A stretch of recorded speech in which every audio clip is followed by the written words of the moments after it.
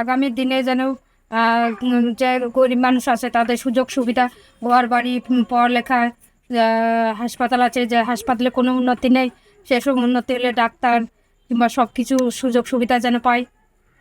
বলছি আপনারা এই যে গরিব মানুষ, আপনারা কেন ঘর পাচ্ছেন না? আমরা কেন ঘর পাচ্ছি না সেটা জানি না, কিন্তু এই পাড়ায় কোনো ঘর ঠিক মতো দেয়নি। কেন দিচ্ছে না কেন? কেন দিচ্ছে না সেটা কি করে বলবো?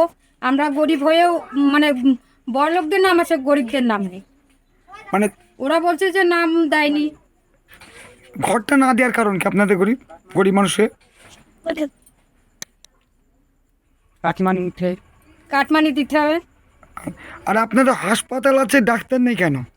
ডাক্তার নেই কেন ওরা বলছে ওখান থেকে ডাক্তারের উপর থেকে না যদি না পাঠায় তাহলে কি করব? আর গ্রামের রাস্তা ঢোকার রাস্তাতেও নেই আপনাদের। না, আপনারা কি চান?